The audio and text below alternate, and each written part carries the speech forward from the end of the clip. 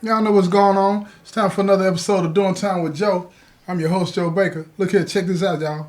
In the last episode, we were talking about how Reggie and Leon, were trying to cross each other out, but unfortunately, Reggie ended up losing his life in the deal because at the end of the day, he got spooked that, he was going to be crossed out by his benefactors and they had picked Leon to take his place. So he thought that he could kill Leon before anybody would know anything so he could stay on the streets.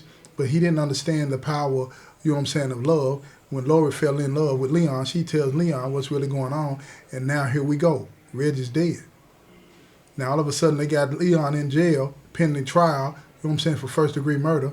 Laurie, they arrested her, and now she's looking at some time. Nobody knows what's going on. Her husband is thrown off because two of his guns have been identified to be used, being a part of a crime scene, and he has no idea what's going on. So what is going to happen? What is going to happen, y'all?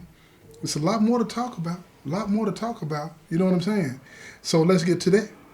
This is episode 5 of Chop Shop, and it's called The Secret Witness.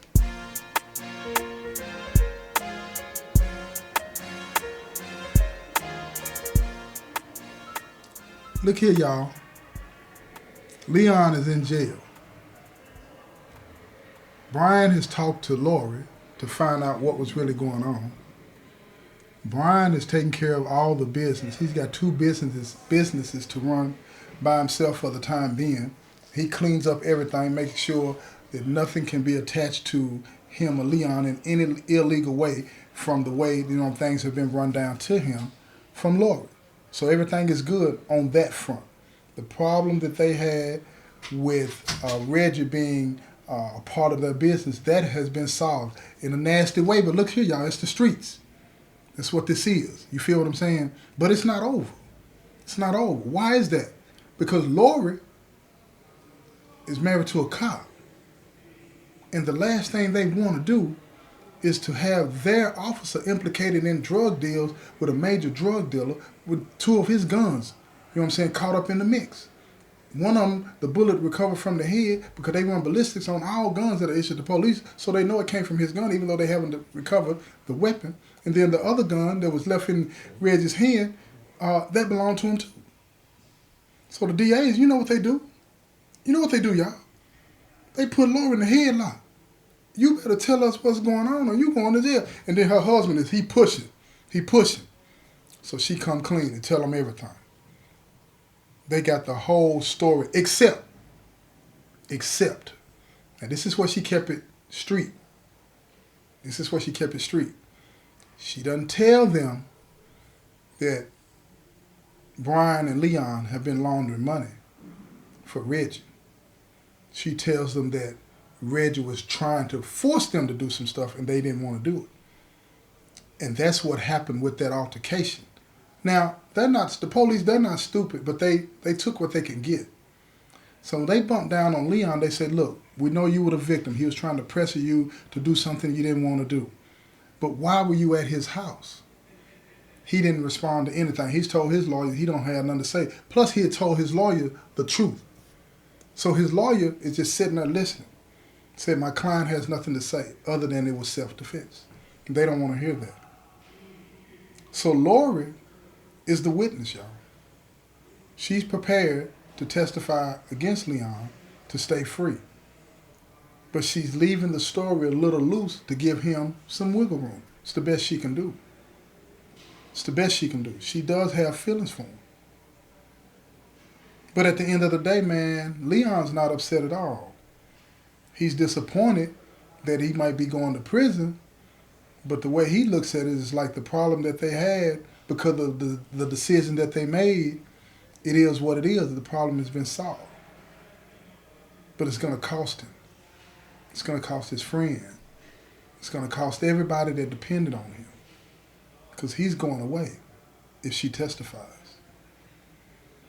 So he sits in jail. They wouldn't let him make bond because it was a first-degree murder charge, right? He could have made bond, but they said he was a flight risk because he had 2 businesses in his name. And as far as they know, they checked everything out. Everything was fine. They had no clue about the money, the extra money, that is. So he said he was set in jail. For some reason, he felt like he might be able to beat it because it's self-defense. He had no clue. He had no clue. By the time the DA finished with him, the jury sat there looking at him like he was public enemy number one. They heard all of the evidence from Laurie. They heard all of the evidence from the state. Now, his lawyer puts on the case, and it's as simple as this. My client was a victim. He was a victim of extortion by a known drug dealer, and he was defending his life. This is the case that got presented in front of the jury. Guess what happened? Guilty. They flipped him, and when they flipped him, they gave him life in the penitentiary. Life in the penitentiary. Now, let me tell you something about this here. I know a little something about this, y'all. The average appeal, when you get a life sentence, takes 12 years to work its way through the state. And then you get on the federal level. So all of this time that he's looking at doing just to fight the case. So he gets in touch with Brian. You know, he calls him now. You know, he calls him from the jail. And he tells him, look, until I can get out of here, will you keep my name involved in everything? And Brian is his friend, best friend. So he keeps Leon's name on the paperwork. He doesn't have to sell anything. He's still benefiting. He's putting his money up. He's still growing the business, but Leon is not there.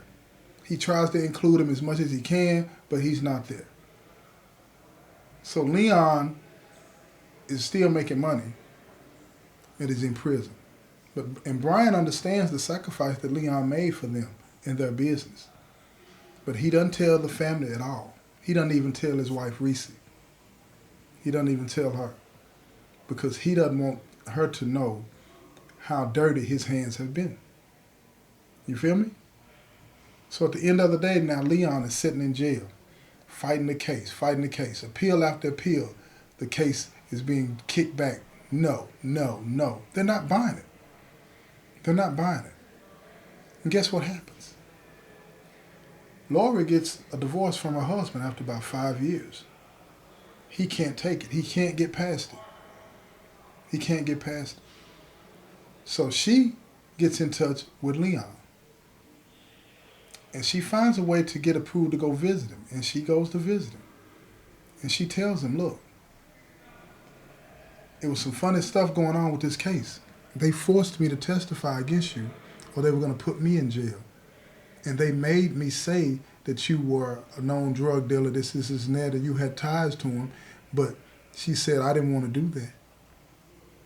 So she went to his lawyer and told his lawyer. Now, he's in his last round of appeals in the state Supreme Court. Denied.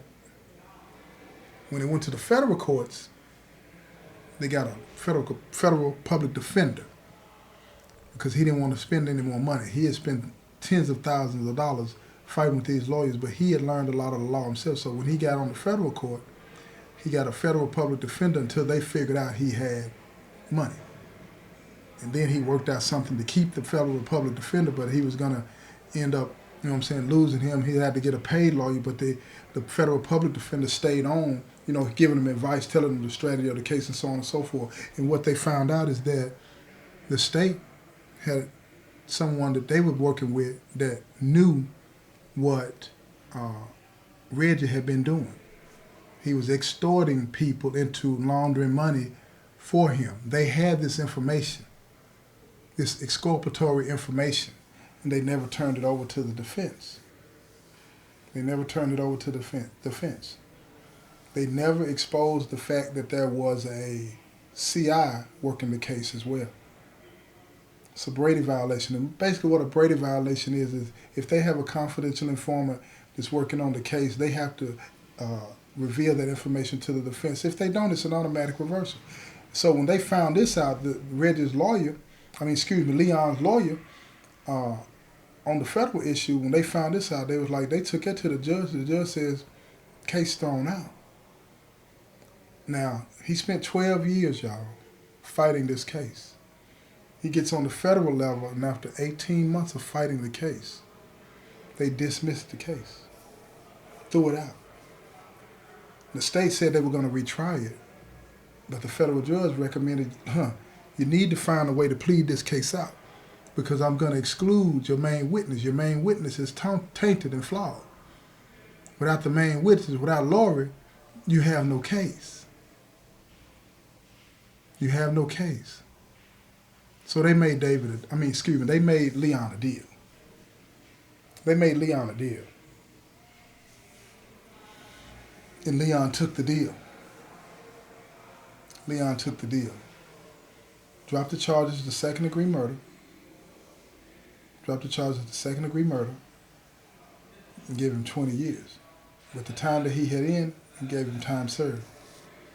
That afternoon, he went home. Free man. When he got home, Brian threw him the biggest party he had ever seen. But Leon wasn't happy because he had taken the life of another human being. And it had messed his mind up. And he didn't know how to deal with that. He felt guilty, even though circumstances were what they were. He still felt some kind of way about taking another life. But he felt like he put himself, him and Brian, put themselves in that situation. And that's what I'm talking about when you play with the game, y'all. Playing with the game is not going to get you what you think. Because like I said before, once you open up Pandora's box, you can't control what comes out. You can't control what comes out. It's as simple as that. So Leon, struggling with depression and all of these other things, unfortunately, he finds himself with an addiction. The very drugs that he had been laundering money for, he ended up using, trying to escape his reality. Trying to escape his reality. Until he ran into this woman, the woman that would become his wife. Her name was Cindy. And she helped him. She was a recovering addict. She helped him to understand that he had to forgive himself. And that's something that everybody out there needs to hear. Forgiving yourself for the things that you get involved in when you get involved over your head and you find yourself doing something that you don't have any business. Cindy was his rock. She was his rock. And she helped him to see that he was just as much a victim as anybody else was in this. And he had made the bad decision of thinking that he could trick his way out of it. When you get fooled by the game, your mind, you're not working right. You're not thinking right. You start to believe that you can do things that don't even make sense. And that's what happened to him. But he kicked the habit. So him, Cindy, Brian, and Reese, they all decided together that that this life had to be one that they left behind. They all sat down one night, and Brian and Leon came clean to their wives and told them everything that had happened from A to Z. At first, they didn't believe it. They didn't believe it. But the more they talked, the more they saw that they were sincere. And the more they understood why Brian and Leon wanted to sell their businesses and move away. Get a fresh start all the way away from everything, the whole state. That they didn't give the money back. They didn't turn the money in. They kept it. They felt that they had deserved it and earned it. So after they finished counting the money, they both walked away with a smooth $3 million. Not to mention what they got for the businesses. And they moved to the Bahamas. And they started a barbershop there so that they could still fulfill their childhood dream, even though it was in a different neighborhood. But in the Bahamas, they didn't charge for haircuts. Every haircut was free, no matter who it was. And they spent the rest of their days in the Bahamas chilling, enjoying life. And that's what I want to say to you about when you get caught up in a consequence of circumstances and you find yourself facing consequences that you really don't want to face. Just because, you walk away from a situation that's dealing with the law, a legal issue, let's say you get out of it, the moral violation weighs heavier on you, and that's what happened to them. They wanted to wash their hands of it. Now, some people would say they should have given the money back or they should have threw the money away, whatever. I don't know about that. But at the end of the day, they decided that what they were going to do is to make sure that everybody that came in their shop from that day forward got a free haircut. They wanted to make sure that they were able to do what they wanted to do with the rest of their lives, and that's cut hair. Ever since they was 15, that's all they wanted to do. And they wanted to do it in a way that they could be proud. And finally they could. And I really wanted people to understand this story because, a lot of times we think that we can walk away from things. Everybody's not as fortunate as Brian and Leon are. But it did cost them. It cost them a pound of flesh. And today, when I talk to them, well, it's only been a couple of times anyway, they both tell me that they don't think it was worth it. And if they can do it all over again, they would have told Reggie no. And then if they had to lose the business, they would have lost the business. And that's what I'm saying to you. Sometimes losing the business is worth, saving your soul. Remember that, y'all. This has been another episode of Doing Time with Joe. I'm your host, Joe Baker, and I say peace, y'all.